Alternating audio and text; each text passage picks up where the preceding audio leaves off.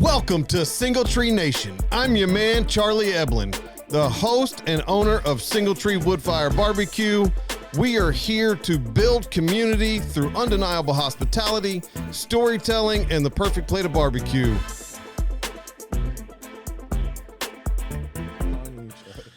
Welcome back to Single Tree Nation. We are having a wonderful time already. It has been a full day of excitement, and the podcast is not disappointing already. No. Excuse me. Oh, man. Sorry, I got choked up a little bit before we hit record there. So welcome, everybody. I'm your man, Charlie. We got our illustrious co-host, Derry Wells, with us today. Today is a special episode. We're going to dive into fathers, sons, and Father's Day. Fathers and daughters. Don't forget the daughters part. Sorry. That's the. I got three boys, so I always forget the that girls side is of it. 3/4 of my brood. So Yeah, believe me, yeah. I know. So Can't forget about the daughters. that's it. Yeah, I can't even say that word properly. That's how No, you bad it did. scares Dollars, daughters. You said it Yeah. right. 100%. You said it right. me. Yeah. Look, I wonder how, because my boys, whoo. It's a trade-off. My son was like, I remember during his wrestling days, it was 2 peanut butter jelly sandwiches were a snack. Like he'd do that while he was looking for food, right? And like, he's just like, all right. And it's just a trade-off. Theirs isn't going to be in the kitchen. Theirs will be out, hey, can I get this color palette? Yeah, golly, Makeup. I do find color palettes to be cheaper, though, than continual food. Quite honestly, So, I don't know what you're I know talking you about. don't, But so it doesn't matter. Whatever. Whatever. So eyeshadow, I think, like that. Sure.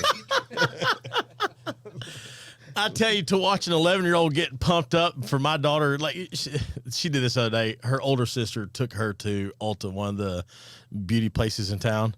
I do know what Ulta is. Okay, I'm talking girl got pumped, and I was like, "What'd you get?" Hand sanitizer. I was like, "Sis, pretty sure you overpaid." No, Dad, you can't get this smell anywhere else. You're exactly right, baby. Like, and she loves it. She absolutely loves it. So, good job. Cost is relative. If you love it, it doesn't matter what it costs. Hey, it was good. Her smile was worth that $11. So, and she had saved up for the money, but anyway, it's amazing to me how easy it is for us to sacrifice for our kids' enjoyment of just anything in life. We'll put stuff down, right? Well, Like, I remember you said you got 3. Yeah. You want one? No, I'm good. Okay. I remember when you get and you're expecting the 3rd or the 4th, and everybody's like, "What are you going to do? You're outnumbered now." And I'll never forget. I had a buddy of mine, Terry Torrance. He looked at me because he had 4, and he's like, "Hey, you just make it work." And I was like, "What? Like you can't, like the income doesn't just start growing." He's like, "No, you just make it work." And it was such a simple just reference to you'll make it work. And man, and you do. I mean, like, you make it work. Nobody went without. Nobody missed a meal. Nobody missed clothes. Nobody missed his day of school. Nobody missed all the stuff that you want to do. They may have been disappointed, but they You might be getting the Walmart chicken fingers instead of the drive-through Chick-fil-A. I learned how to shop real well. Yeah. You can find a sale at the grocery store. Look, I tell you, man. So, me and my wife, when we first got married, and not first, when we had both of our children, we were poor. Right. We didn't have a lot. We lived a little podunk shack in the middle of BFE, Alabama. Right. And I will tell you that we didn't have no money, but we had everything we needed. Right. And looking back, those were some of the best times that I think we've ever had. Well, you create so many memories in that. Oh man, that time frame. It's funny when shortly after we moved in. I wish I could find the picture so we could flash it up on the screen, but I'm sorry. We're laying in bed one morning, and all of a sudden we hear, And I'm like, what the hell is that? My wife, what's going on outside? I don't know. So we look out the bedroom window, and if you're facing my house, to the left of my house, there's a house directly next door to me, and then they got a trailer behind the house. Okay, and all the lots are probably 1 acre to 2 acres, so like they're big yards. Right. So about halfway back, this guy's got a single wide trailer, and it was it was a tow truck, literally like Barrett's garage tow truck. Right. Pulled up to one side of this single wide trailer and was trying to pull it out of the yard, and he wasn't going anywhere. And the revving of the motor and the banging noises was him lifting the truck off the ground. It's slamming back down. Like the front end was at a 45-degree angle. Right. And slamming back down. I got pictures of it sitting in the air at a 45 trying to pull this single wide. Absolutely hilarious, man. Absolutely hilarious. Now, at the time, my wife looked at me and said, "Where are we living?" Maybe we're living somewhere where single wides get repossessed. Yeah. He ain't pay his rent. That's right. They come to get it. No, but it was great. We built a fire pit in the backyard, man. The best part about it was I came up here, went to my grandfather's farm and got a whole bunch of rocks, flat rock from the farm. Oh yeah. And built a fire pit out of those flat rocks in the backyard of that house. Man, a fire pit there's something about if you got a spot for a fire pit, it doesn't have to be huge, glamorous. No. Go get you the $50 special at TSC. Just, whatever. I didn't do that. I just put rocks in there. I'm saying like there's plenty of like, but that little TSC one's portable. It's lightweight. It's the whatever, it's, man, you got a fire and a camp chair. You got a good evening. So yes, you do. We're going stuff. I'm going to switch you up a little bit. I wrote mac and beans at the top of the list today. Okay. Just because it is Father's Day pertinent. So, mac or beans, do you want a gift for Father's Day or do you just want downtime?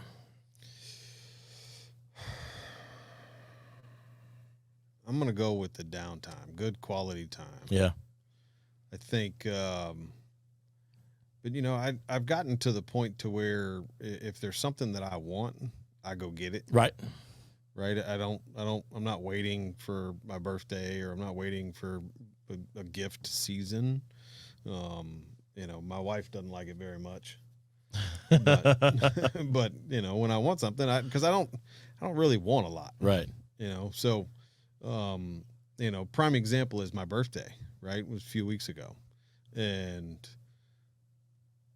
I got up that morning. I just wanted to drink my coffee, enjoy the morning. Right. Just kind of let it go as it pleases.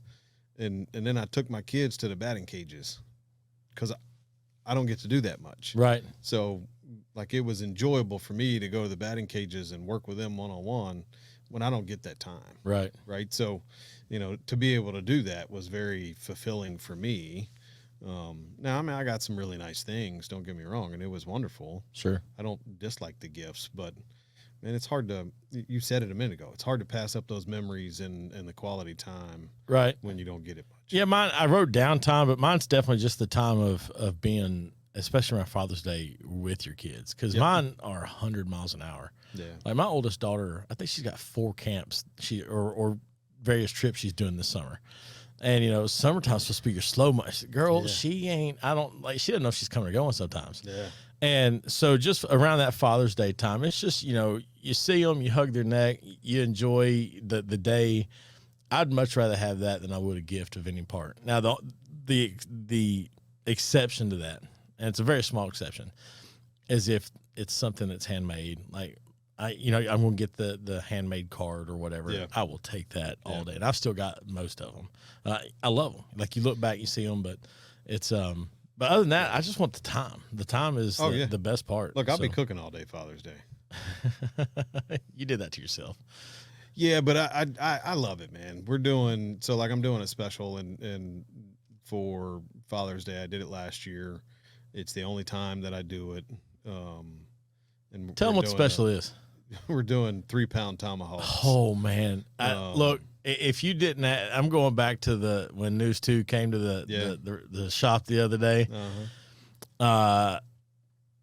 First of all, I've already used your beef tallow trick. That was amazing. Absolutely. Oh golly, it was great. And I tell you what, I did use it on. I had some leftover brisket. Yep. Sliced it up, and I just threw some of that tallow in the pan with it, just so it kind of and it brings in all that moisture so it doesn't dry out. Yeah. Perfect there. But those tomahawks, that was a thing of beauty, man. I watched you pick that first one up, and I was like, oh, dude. They're good. It's so good. I smoke them for a couple hours, and then reverse sear them on the grill, and then douse them with tallow and multiple times. And so I'm just adding a whole bunch of fat. You can't miss an already delicious piece of meat. So, you take that, the three sides that are, huge, and then the dessert on top of that for $109. It's kind of hard to. Well, here's what I think is funny. A lot of people think, I'm going to get a tomahawk. What's everybody else going to get? Hang on. We're talking about a 3-pound steak, y'all. You're going to share this with folks. Like, I tell people it's enough for 4. Right. 3, everybody's going to be stuffed. Right. Right. Right. But you can do 4 without a problem. Okay. Now, 4 grown men, you probably need 2 of them. Somebody's going to appetizer. Right. Yeah. Somebody's going to get the appetizers. But, yeah, it literally is the meat itself is over 2 pounds of meat. It's a massive steak. Yeah. Well, it's delicious. You know what I have when I went there? I had the wings, so it don't matter anyway. God dang, man. Every time. So they're pretty tasty too. It is tasty. Yeah. I love it. I got you. This question is an absolutely loaded question because you can't answer it, but I'm going to ask it. What is your best or proudest moment as a dad? The day they were born. Okay. That's the best answer. Yeah. It's funny, man. Kids can be so frustrating. Mm-hmm. But my kids are so thoughtful and so understanding, and they're just really they're becoming really good men. Yeah. Even at their young age. They're still kids. Right. Don't get me wrong. Right. But like the bracelet I wear all the time, my youngest made that for me. Right. Right. It's one of my prized possessions. Right. And look, it's fishing line and some beads and nothing special, but it's everything to me. Exactly. Right. So, but I think I'm just proud of who they're becoming and what they're trying to do. Right. My middle son, just split up with his quote unquote girlfriend. Right. Okay.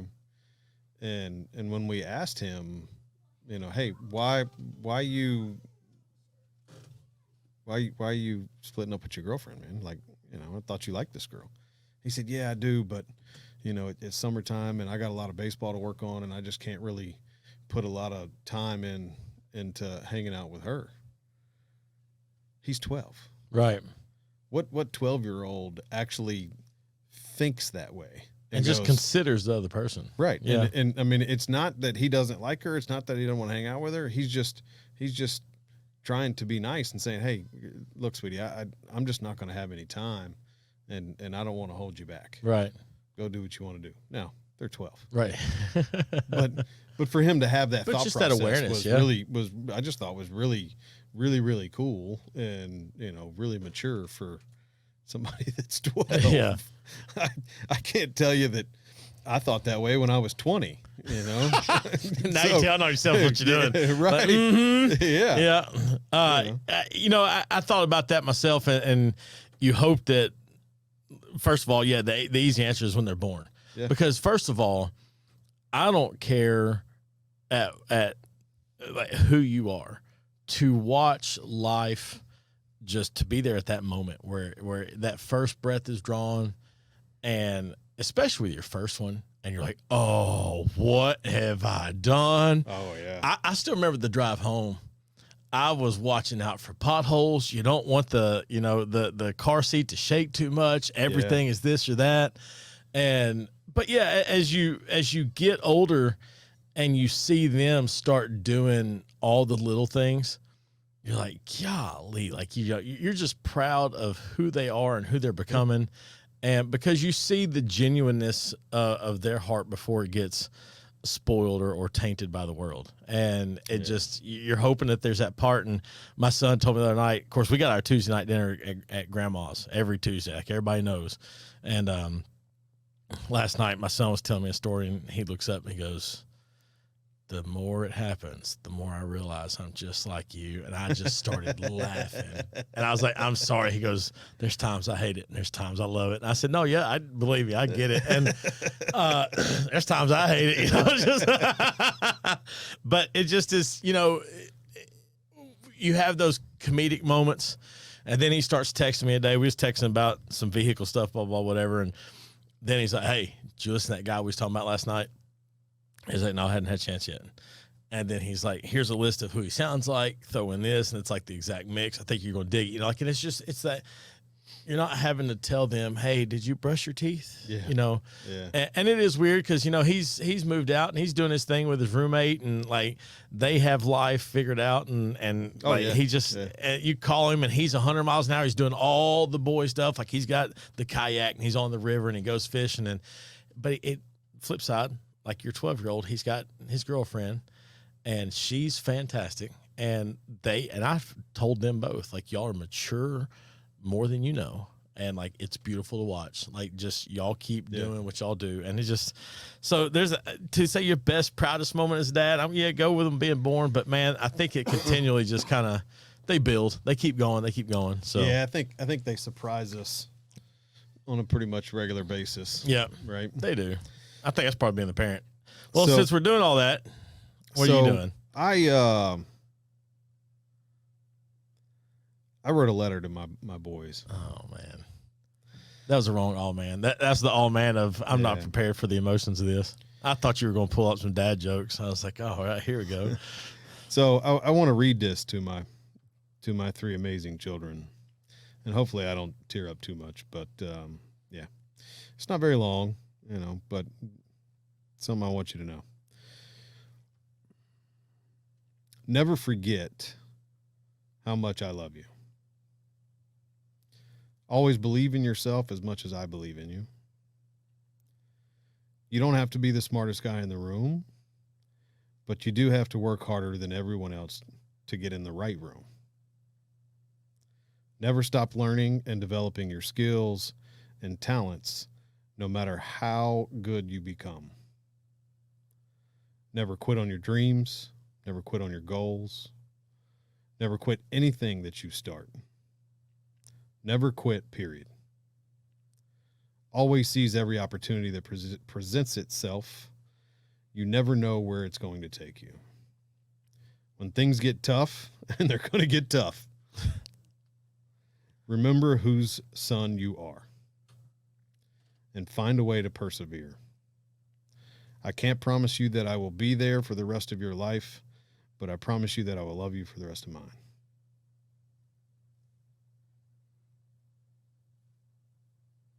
I love you. That's killer, dude.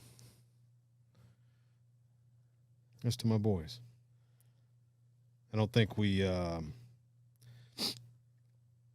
as men, I don't think we take enough time,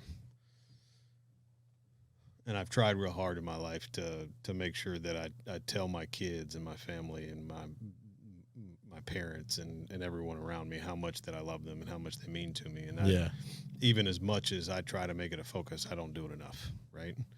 And I never, it's real hard to put into words sometimes. It took me about a week to write that. Yeah. But, it's, I think as society, we could do a better job. Oh, I definitely agree. But I also think that part of what doing that better job is just being consistent with it. Yeah. You know, like like I said, I got all teenagers, and they're blowing and going all the time, you know. So you don't know when you're going to see them. So you better guarantee that when I do see you, you're going to get a hug, and I'm going to tell you I love you. And when you try to skip out real fast because so-and-so's leaving in 30 minutes and I got to get over there. And I know, come here. Like, you know, and sometimes they hate it. And I know that there'll be those times when they, you know, looking back that hopefully that they'll be like, oh man, you know, and I always tell them all the time, because sometimes so we've been doing this thing at my mom's for Tuesday night dinners for years. Like, right. And every now and then somebody can't make it. Obviously, it's fine.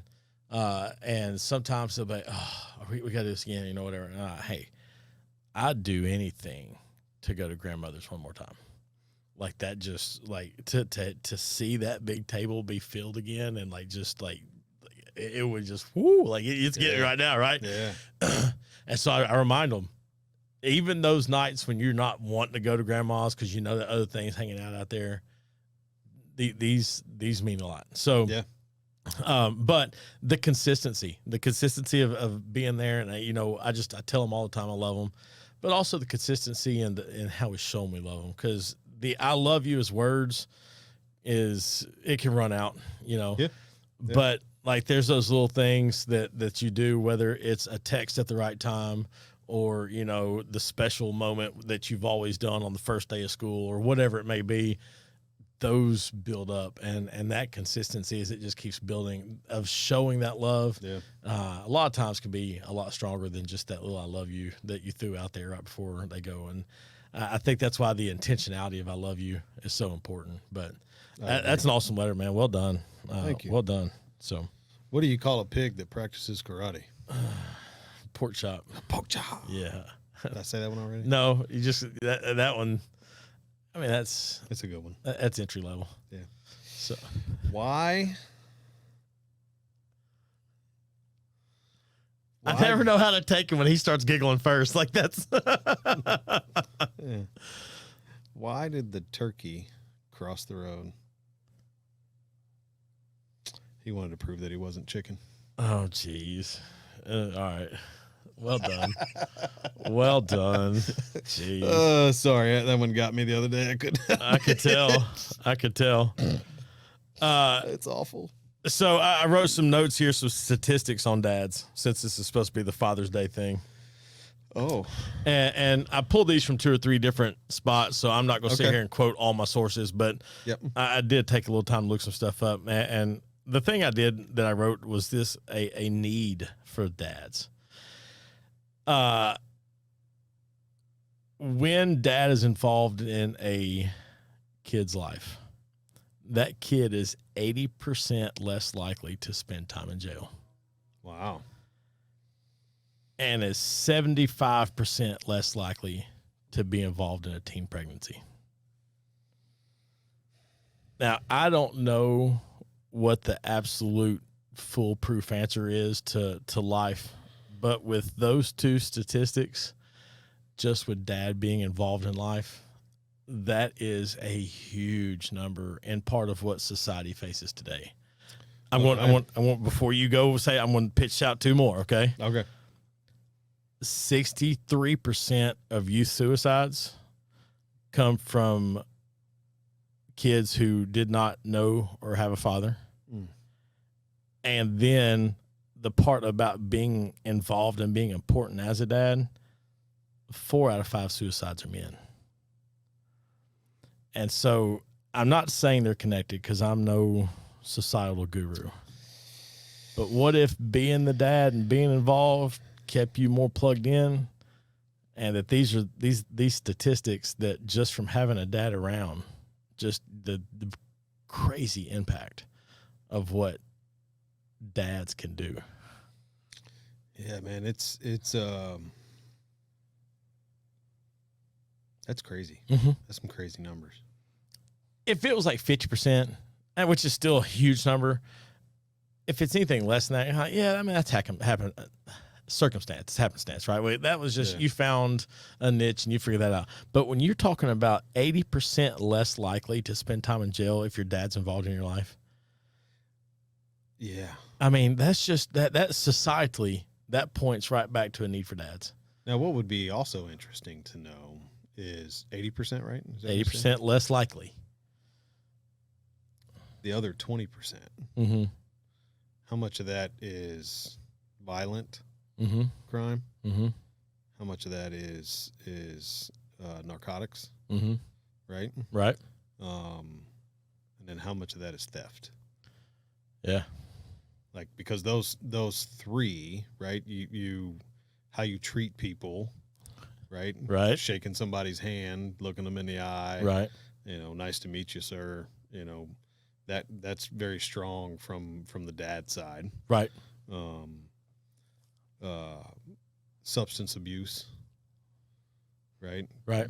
Does your if your dad's involved in there heavily and generally is probably not somebody that's going to be heavily involved in substance abuse, right? Whether it's narcotic or alcohol or whatever. And then violence, same thing, right? How you come home and treat the family, right? How you handle situations, all those things. Like, not taking anything away from the mothers. No. By any means. No way. Those three specifics, I would love to know how much of that 20%. It'd be amazing to see what that correlation like really is. Yeah. It's funny because there's kids in the classroom. I'll call them out. Like, man, you vape or something? No, man, don't lie to me. And then you'll catch one every now and then. He'll be real honest with you. How'd you know? I was like, well, man, I just did. And sometimes I wonder what that part of being a dad just kind of. Although my son will tell you a couple of stories that like he thought he was pretty slick, and I was like, he can also tell you a couple of stories where he was not very slick. So you mean to tell me he didn't hurdle fences and get to his car and go to Taco Bell before anybody else? I'm not going to tell him. I'm not going to embarrass him. There was a night that didn't go his way, and you think that you learn from that one, and then he created a second night that didn't go his way, and I'm like, hey, So I got to tell you, there hasn't been a third, thankfully. So I got to tell you a funny story. Now that you say that, so I was probably 17, maybe, and I came home late, 5 minutes maybe, and because I knew my father. And I knew how PO'd he was going to be, that I was late and I didn't call, I didn't write, I didn't send a smoke signal, nothing. I was just going to do what I do. Call? Yeah. Yeah, why would you do that, right? Well, hang on. Wait. Yeah. You're not referring to a cell phone? No. Okay, just make sure. We didn't have cell phones. You was going to call your buddy's house. Hey, Dad, I was going to call from my buddy's house. I'm still at Coops. I'm going to have to, I'll be late. Yeah. No. So... Because of that, I knew that I was going to get my ass chewed when I walked in the door. And so I immediately walked in the house with an attitude problem. Oh, dude, what are you doing, man? Like, that's doubling down. Oh, yeah. I mean, it was right off the rip. So now I was not in a sober state of mind. Oh, man. Yeah. We'll just leave it at that. Yeah. And up until about 3 weeks ago, I thought that my dad had no idea. Oh. I thought that he didn't have a clue, that he just thought I had an attitude problem about being late and why he's always on my case and this, that, and the other. And about 3 weeks ago, we were sitting out by the smoker at the restaurant, and he was talking to me, and he goes, I mean, I didn't have too many problems with you. There was only a handful of times, that we really had any issues. And, it's like that one time you came home, you were like 5 minutes late. I wasn't even mad at you. Like I was sitting at the kitchen table eating, and you just came in with just some sort of serious attitude. I mean, yeah, You were stoned on something. And I went, what are you talking about? And he goes, wait, I know you remember it. You know, you came home and you were like 5 minutes late and you didn't even let me get the hello out of my mouth before you started jumping up and down and yelling and screaming and yelling at me like I was the bad guy and this, that, and the other. Man. And I knew right then and there that you weren't sober. Oh man. Oh my goodness. Really? You waited almost 30 years to go, I know. Yeah, got you, son. Do you know how much better we could have been after that if you would have just been like, go to bed, man. I know you're stoned. It's fine. Yeah, we'll talk in the morning. Yeah, it's fine. No. That's great. Yeah. Yeah. So dads know. Dads like, know. They just know. Man, we just know. Yeah. Gosh. Yeah. 30 years I had to wait on that. Thanks, Pop. We love you. That's great. This was from the Pew Research Center, and it was some things about what dads hope for their kids. So now we're kind of reflecting like what we hope we instill on them. And there were 4 right off the top that I thought were actually pretty good. I think there were 6 or 7, but some of them got weird. But anyway, the top things dads hope for their kid. Number 1, honest and ethical. I'm just going to go ahead and let you know now. It's a great list. I mean, it's a pretty good one. Yeah. I mean, honesty and being ethical cover a whole lot of. Yeah, I'm honestly trying to think of, is there something that would trump that? Right. And I don't think there is, especially when I tell you these next 3, and it's kind of like as a big umbrella, all right. It gets them all. Shoot. Hardworking. Amen. All right. Especially in today's world. Mm-hmm. Well, if you're a hardworking kid today, you are going to beat everyone. Yes. Everyone. I'm sorry, you are. Like, you may not beat the old man in the room. Yeah. You're going to beat everybody else. Yeah. Ambitious. Yeah. And then dads hope that their children become adults who help others in need. Mm. And I thought from those 4, honesty and being ethical, hardworking, ambitious, and becoming adults who help others in need. And I the dad in me right now looks at my 3 oldest, just because they do have more relatable with public at large. Yeah. If I'm using this as my measuring stick, I'm kicking butt, man. Yeah. And I know a lot of my friends are kicking butt, and that's not to put down anybody's, That's a good one. That's. Yeah, sometimes I feel like today's measuring stick is, can they talk? Yeah. Do your shoes have laces? All right, we're winning. Oh, I think we're going too far with that one. in today's Croc society. I'm so tired of the slip-on shoe. Look, and I'm telling myself, I bought a cheap pair of Crocs the other day, and it's fine. I wear them at the house. Great. Okay. Great. The only other place they've been is in my gym bag. Okay, so now hang on. So to show you where the standard I've set. You got me leaning in on this shit. My son walks in and goes, "When did you get glorified house shoes, and why are you wearing them?" I was like, best answer you could have said. They are house shoes, and they're comfortable on my feet. Leave me alone. But that's my point.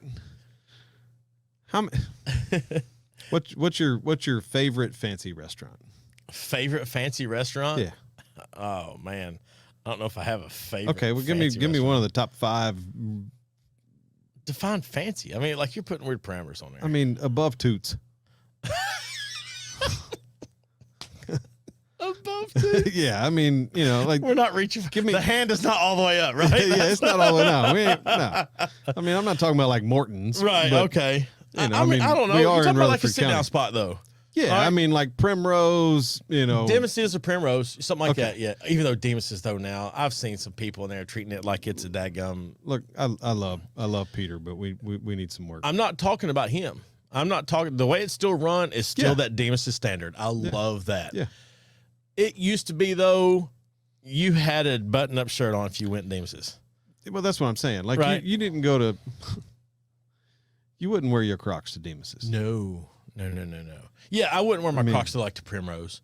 I look. I wouldn't wear Crocs to Toots. I wouldn't wear Crocs. I was gonna say Cheddars, like something like that. That's kind of like more national. Whatever. Yeah. I mean, no, like Outback. no. I had a hard time. I kind of looked down and double guessed myself. It's like, am I doing this? I walked into Kroger with them, and I was like, really? Like, I don't. If I gone this far down the ladder, and Look, I'm not hating on Croc. I'm not gonna lie, they're comfortable. Look, but they have unless you are in a body of water or going to a body of water, i.e., pool, lake, ocean, whatever. So, I don't know if Crocs need to make it real far off the front porch. I'll tell you my slip-on shoe experience. So, you ever worn Sperry's? No, I have not. Super comfortable shoe. Okay, it's a boat shoe. Yeah. So I'm surfing the old interweb, enjoying my day one day, and Sperry has a slip-on shoe that's plastic, essentially. Mm-hmm. It's a Croc. It's that foam, right? Whatever, yeah. And I was like, man, that'd be great to have on the food truck. They're light, slip resistant. They breathe real good. It's hot on the food truck. So I bought a pair. I think I've worn them twice. Ever. I've had them for 3 years. And I think I've worn them twice. One of those times was in my house. There you go. Like, I just don't, I don't get it. Right. Now, my kids, them some biscuits. The other problem I have, I love them things. Anything that is a slip-on, slide-on, whatever, especially if it allows the foot to be exposed. Here's going to be my gripe. A, why are you wearing it with socks? And B, and this is where I get real, like, just the pet peeve comes out. Mm-hmm. Why are you wearing them when it rains, boys? Don't wear socks with sandals when it rains. Like, please. You don't wear slides or flip-flops when it's raining. Right. And you don't even because you don't want your socks to be wet or your feet to be wet. Yeah. And then please don't walk through the grass. And I watch it all the time. I'm like, what are y'all doing? Like, who? Yeah. Anyway, yeah, we veered way off here, getting on the footwear. Look, the Crocs, they get me. I just don't understand. They're comfy though, man. Like I understand. When I gotta go out and feed the dogs and let the dog out, it's a great shoe though. Look, and that's fine. Yeah. Like I get, like there's a purpose for them. Right. Like, and I don't mind my kids wearing them. Like my middle child plays for Blackman Middle, right? Like takes the cleats off, puts them on, wants to wear them to practice, and then put his cleats on. And when he gets done playing, puts those on. Right. Great. Like I mean, I understand that makes total sense. Right. Right. So like when I played golf, I would wear slides. Right. Because you're gonna put the golf shoe on, right? Yeah. Right. Yep. So and then when I got done playing golf, I could kick the socks off, put my slides on, let my let my dogs breathe. You know what I mean? Yeah. That was great. I do. I don't understand why we wear them. I mean, look, from a fashionable sense. Yeah. Yeah. I'm just glad my son called me out on it. That was my point. I was in the gym yesterday. Why is it a gym shoe? And I saw a guy that had a solid black sweatsuit on. Okay. Sweatshirt. Keep in mind, it was warm yesterday. Yeah, but see, I'm that guy, like, sometimes you got to break sweat. He wasn't working out. Oh. He didn't work out the whole time he was there. And he had a pair of, like, highlighter pink Crocs on. At least you saw him. Saw him. I had to put sunglasses on. What are you doing, man? Oh. Like, I mean, look, I get it. If you're not doing cardio or something and you want to wear, some Jordan 1s or Dunks or something like that, that's a little bit more fashionable than some running shoes. Like, I can understand that. I do it every once in a while if I'm not going to do cardio. But Crocs? That's it. Crikey. You ready for a Friday Feel Good? Let's do it, man. Let's do it. Friday Feel Good Father's Day edition. A little fatherly advice, if you will. Love God, love people. Kindness is underrated. You will catch more flies with honey. And my kids know that I say that statement all the time, but kindness is underrated. Love God, love people, be kind. There's your Friday Feel Good. Y'all know what to do. Find somebody you know. Tell them you love them. That is outstanding. Outstanding, Derry. Thank you for all the wisdom. We appreciate it. To all you wonderful people watching and listening today, thank you. Happy Father's Day to all the fathers out there. Sons, please give your dad a call. Tell him how much you love him and tell him Happy Father's Day. If you really want to surprise him, reach out to Charlie. Special order or pre-order the tomahawk meal. Pre-order a tomahawk. That's it. I can vouch for that tomahawk. I've seen it. Single tree. As always, guys, if you want to get involved, you want to be on the show, please feel free to reach out to us. 615-307-0120. Ask for me. If you'd like to email me, you can email me at charlie@singletreebbq.com. And until next time, we'll see you then. Thanks for joining us today. Make sure you like, share, and subscribe to the channel. And as always, leave us a 5-star review and come see us at the restaurant.